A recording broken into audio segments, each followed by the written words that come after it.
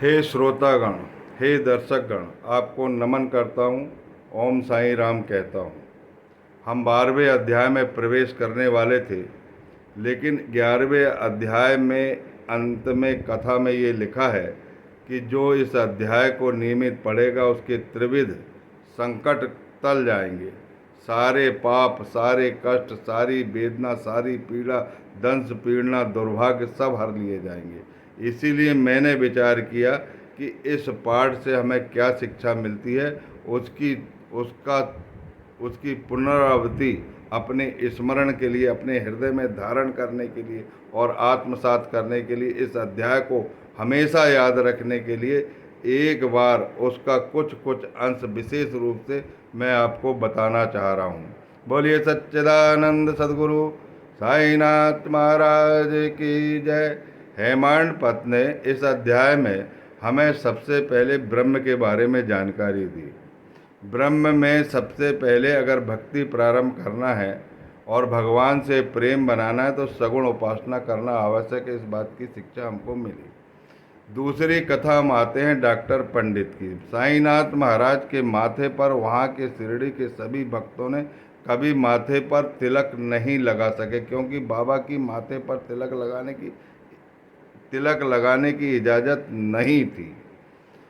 लेकिन डॉक्टर पंडित जब पहली बार पहुँचे और जैसे ही उनके दर्शन करते तो उनकी आंख में आंसू आने लगते, उनका अंतःकरण द्रवित हो जाता, उनके हृदय में उनके सद्गुरु दिखाई देने लगते हैं और वो चंदन उठाते हैं और जिस तरह अपने सद्गुरु को त्रिपुर बनाते थे वही त्रिपुर उन्होंने बाबा के माथे पर लगा दिया।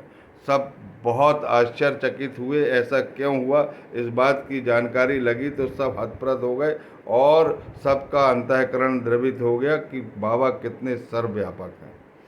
अब हम आते हैं हाजी सिद्दीक फाल्के की कथा पे, जो कल्याण का एक यवन था जिसको हज करने के बाद उन्होंने शिरडी अपना विश्राम स्थल सोचा और वो चावड़ी में पीछे रहने लगा और बाबा ने उसे द्वारका माई मस्जिद 9 महीने तक नहीं चढ़ने दिया। ये 9 महीना जो बाबा की कथाओं में आता है वो सिर्फ आंतरिक सुधार के लिए आता है। बाबा उनको बहुत चाहते हैं लेकिन ऊपर से गुस्सा दिखाते हैं। 9 महीना मेघा के लिए भी आया है जो आगे की कथा में पढ़ेंगे, और हाजी सिद्दीक फाल्के के लिए भी आया है। 9 महीने उन्होंने मस्जिद में उनको चढ़ने नहीं दिया। एक दिन अति विनम्र होकर सामा ने उनसे कहा कि इस बूढ़े हाजी को आप मस्जिद में क्यों नहीं चढ़ने देते। तो बाबा ने उत्तर दिया कि ये अंदर का फ़कीर, ये अंदर का अल्लाह इस मस्जिद पर चढ़ने की इजाज़त नहीं देता तो मैं क्या करूं। उनकी बगैर इजाज़त के इस मस्जिद माई में कोई नहीं चढ़ सकता।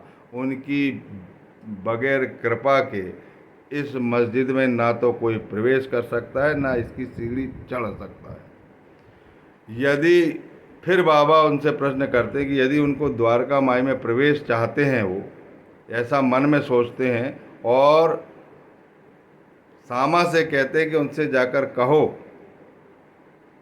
क्या वो मुझे शिरडी के 12वीं कुएं की सबसे निचली पगडंडी में मिलने के लिए तैयार है।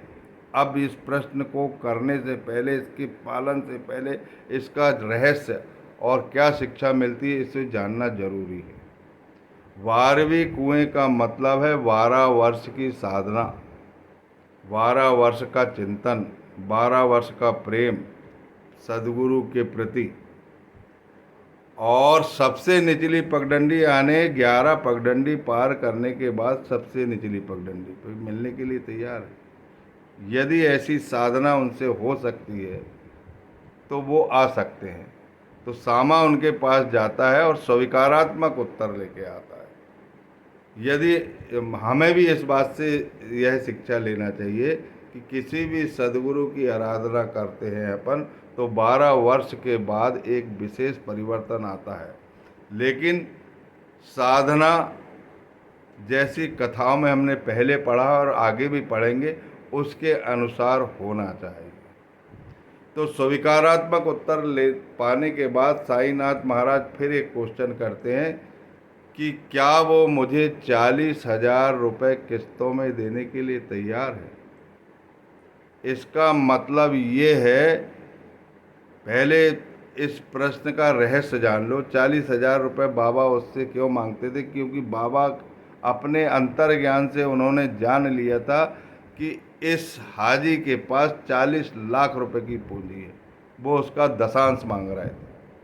और जब इस प्रश्न को लेके वो पहुंचे तो वहां से फिर स्वीकारात्मक उत्तर लेके आए कि वो 40,000 तो 40,000 की जगह 40 लाख भी देने के लिए तैयार, यानी तन मन धन सब कुछ अर्पित करने के लिए तैयार है। इस बात की शिक्षा हमें भी लेना चाहिए। इसके बाद एक विशेष क्वेश्चन है जिसमें सबको बड़ा आश्चर्य होगा। कहने के लिए मांस की बात आती है, मांस आंस की बात नहीं है। उसका रहस्य समझो और प्रेम पूर्वक अपने सदगुरु का चिंतन करो। बाबा ने कहा कि मैं इस द्वारका माई मस्जिद में एक बकरा हलाल करने वाला हूँ। उससे कहो कि ये पूरी संपत्ति रूपी बकरे का मांस चाहिए या इस संपत्ति रूपी का दशांश बकरे का अंडकोश रुचिकर होगा। ये मैं कह रहा हूँ रहस्यात्मक प्रश्न है ये। बाबा ने सीधे प्रश्न किया था कि बकरे का मांस पसंद है या बकरे का अंडकोश, परंतु मैं इसे रहस्यात्मक ढंग से बता रहा हूँ, इसको समझने की कोशिश करिए। जब इस प्रश्न को लेकर उसके पास पहुंचते हैं हाजी के पास, तो हाजी का उत्तर आता है, उसका अंतःकरण द्रवित हो जाता है। वो कहता है कि मुझे कुछ नहीं चाहिए, सब कुछ तुम्हारा है, मेरा कुछ भी नहीं चाहिए, बल्कि उनकी भोजन की थाली में से उनकी जूठन एक ग्रास चाहिए। धन्य है ऐसी करुणा और धन्य है ऐसी महाममता। जब इतना सुधार उन्होंने देख लिया उसका, तो अंदर से वो प्रसन्न हो जाते हैं, बहुत प्रसन्न होते साईनाथ महाराज, और ऊपर से गुस्सा दिखाते हैं। और गुस्सा दिखाने के बाद सीधे हाजी के पास पहुंच जाते हैं और 5 प्रश्न बड़े सुंदर करते हैं। उस 5 प्रश्न में उनके आंतरिक सुधार होता है। 5 प्रश्न कौन से हैं वो हम जान लेते हैं। क्या तुम व्यर्थ ही नमाज पढ़ते हो? इसका मतलब वो समझ जाता है कि मेरा ध्यान नहीं रहता। क्या तुम अपनी श्रेष्ठता का प्रदर्शन करते? इसका मतलब भी जानता है कि उसके अंदर श्रेष्ठता का भाव रहता था कि लोग मुझे श्रेष्ठ समझेंगे। और क्या तुम हाजियों की तरह पोशाक पहनते हो? तो वो हाजी की हज करके आया था, हाजी की पोशाक पहनता था, और वो समझ गया कि मैं हज करके ज़रूर आया हूँ लेकिन पूर्ण हाजी नहीं हूँ अंदर से। और वो हाजी की पोशाक पहनते थे। उस पर उन्होंने अपने चित्त का सुधार किया। और फिर बाद में बाबा ने प्रश्न किया कि तुम व्यर्थ ही कुरान शरीफ पढ़ते हो और व्यर्थ ही तुम्हारे अंदर हज का करने का अभिमान है। इन 5 चीज़ों से मुक्ति पाओ। जब उन्होंने समझ गया कि इसका अंतःकरण जो है मुक्ति पाने के लिए आतुर है, व्याकुल है, तब बाबा अपनी मस्जिद में आते हैं और एक टोकरी आम खरीदते हैं और आम उसके खाने के लिए भेजते हैं और 55 रुपये भी भेजते हैं। जो अंत में 5 क्वेश्चन करे हैं वो 5 क्वेश्चन के 5 और 5 जो सुधार हुए वो 5 मिला के 55 रुपये उसे देते हैं। इस बात का रहस्य है। और हमें भी यही शिक्षा लेना चाहिए। ये 9 प्रश्न जो हुए हैं वो 9 प्रश्न वो हाजी से नहीं कर रहे हैं, हमसे भी कर रहे हैं। हमारे अंदर भी ये सुधार होना चाहिए, तब भक्ति और प्रेम में एकाग्रता आएगी और सद्गुरु को हम अपने पास पाएंगे। बोलिए सच्चिदानंद सद्गुरु साईनाथ महाराज की जय।